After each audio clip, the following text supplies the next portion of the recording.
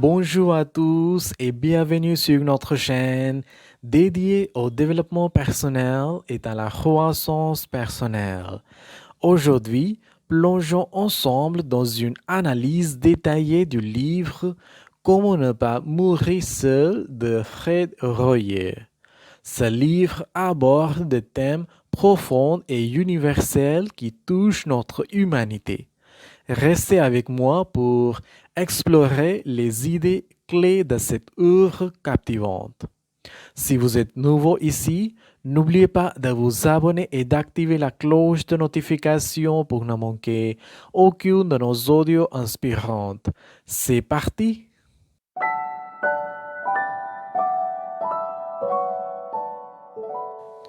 Chapitre 1.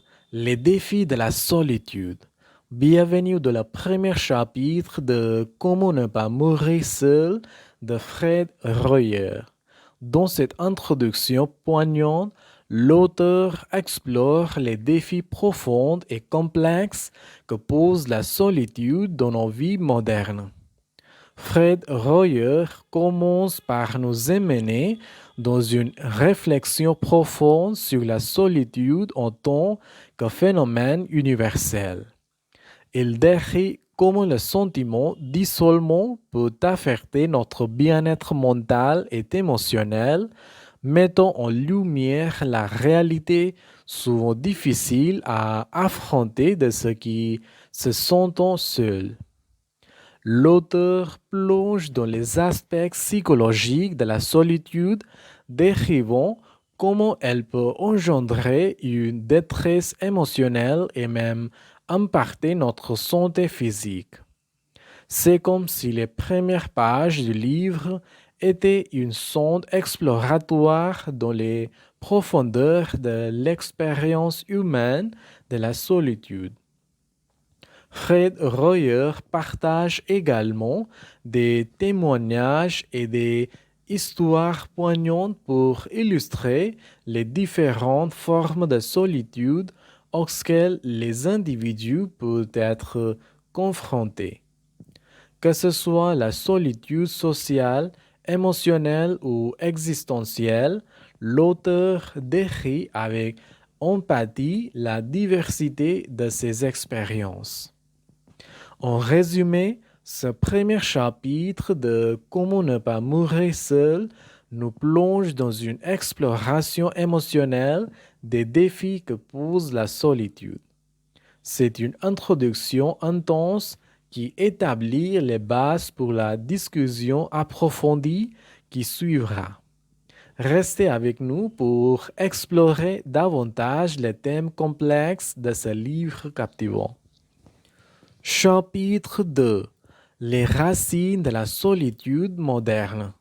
Dans ce chapitre, l'auteur nous invite à plonger dans les racines profondes de la solitude moderne, explorant les changements sociaux, technologiques et culturels qui ont contribué à l'isolement croissant dans notre société contemporaine.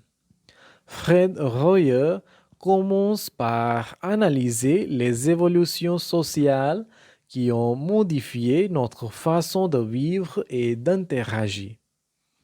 Il examine comment les transformations dans la structure familiale, le travail et la communauté ont créé des conditions propices à la solitude.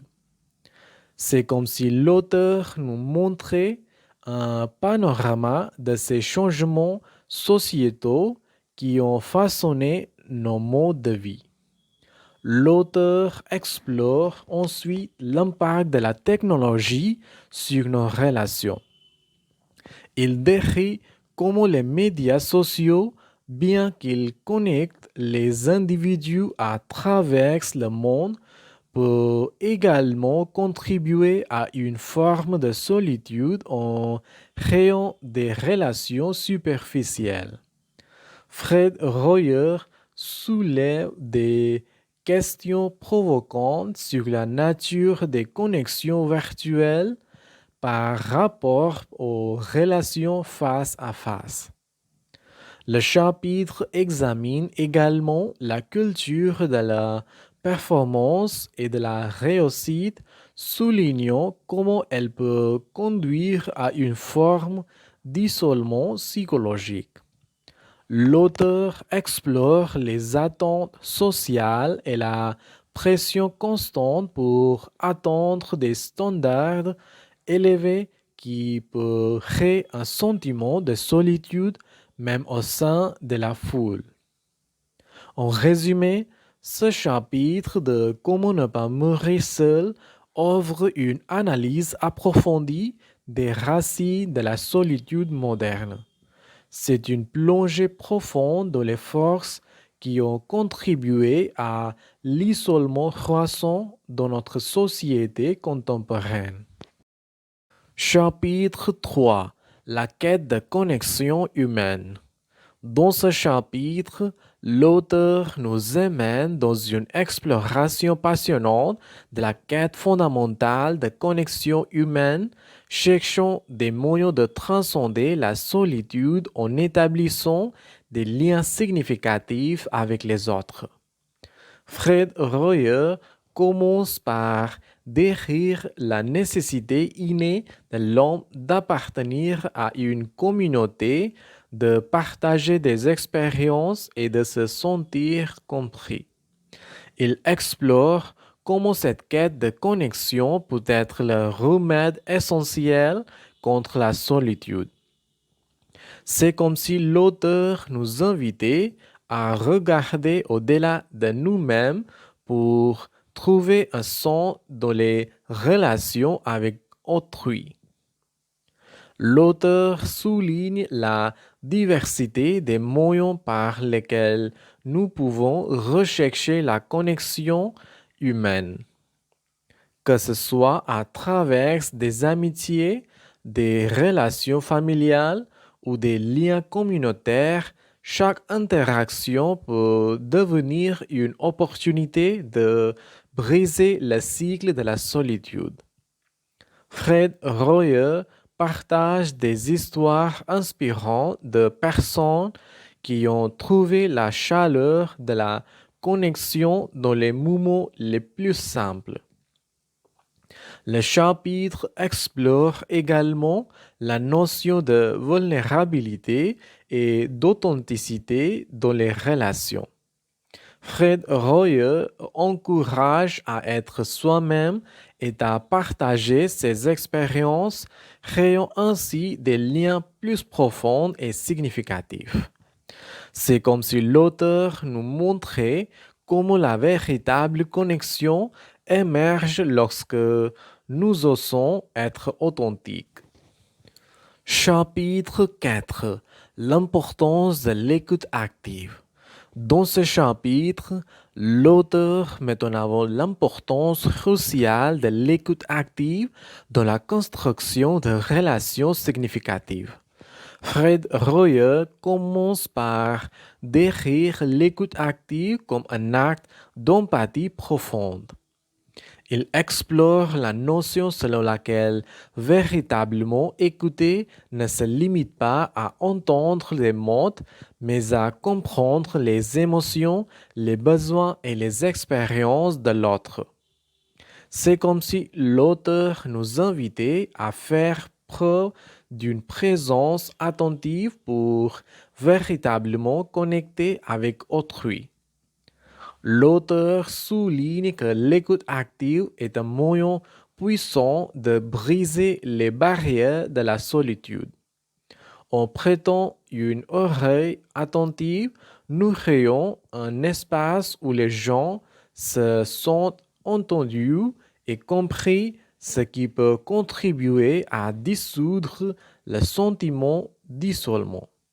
Fred Royer partage des exemples concrets et des techniques pour développer cette compétence précieuse.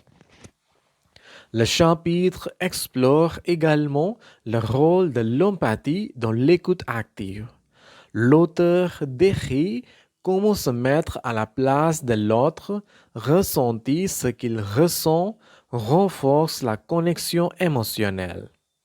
C'est comme si l'écoute active était un pont vers la compréhension mutuelle permettant de créer des liens plus profonds et significatifs. Fred Royer nous guide également à travers des situations de la vie quotidienne où l'écoute active peut faire une différence, que ce soit dans les relations amicales, familiales ou professionnelles. C'est comme si l'auteur nous montrait comment cette compétence peut être une clé pour construire des relations épanouissantes. En résumé, ce chapitre de Comment ne pas mourir seul nous plonge dans l'importance cruciale de l'écoute active. C'est une exploration approfondie de la manière dont cette compétence peut être un outil puissant pour briser la solitude et construire des connexions authentiques. Chapitre 5. La richesse des relations authentiques. Dans ce chapitre, l'auteur explore la richesse profonde qui découle des relations authentiques, offrant des perspectives sur la manière dont ces connexions significatives peuvent enrichir nos vies. Fred Royer commence par décrire comment des relations authentiques peuvent devenir une source de bonheur, de compréhension et de soutien mutuel.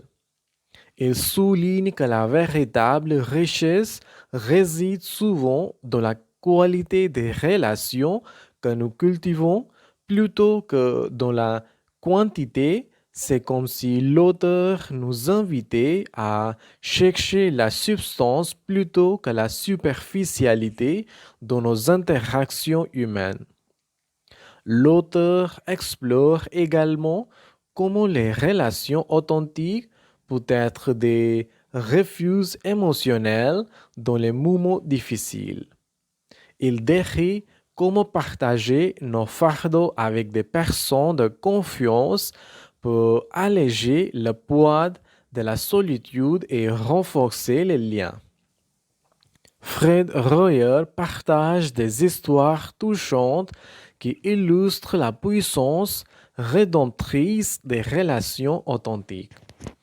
Le chapitre aborde également la notion de partage d'expériences et de croissance mutuelle au sein des relations.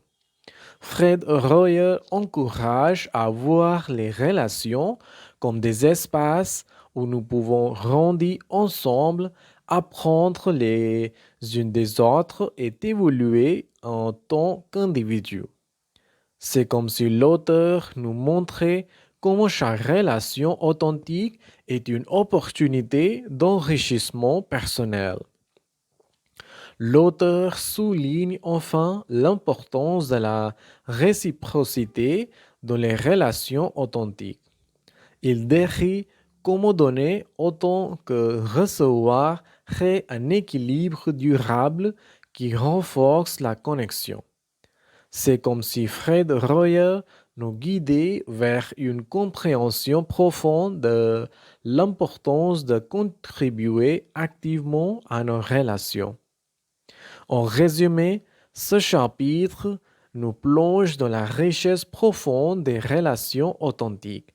C'est une exploration émouvante de la manière dont ces connexions significatives peuvent véritablement enrichir nos vies. Et voilà un aperçu détaillé du livre Comment ne pas mourir seul de Fred Royer. Si vous avez trouvé ces informations utiles, n'hésitez pas à partager cet audio avec vos amis et à laisser un commentaire ci-dessous. Assurez-vous de vous abonner à la chaîne pour ne pas manquer nos prochains audios sur le développement personnel et les résumés de livres. Merci d'avoir écouté. Au revoir.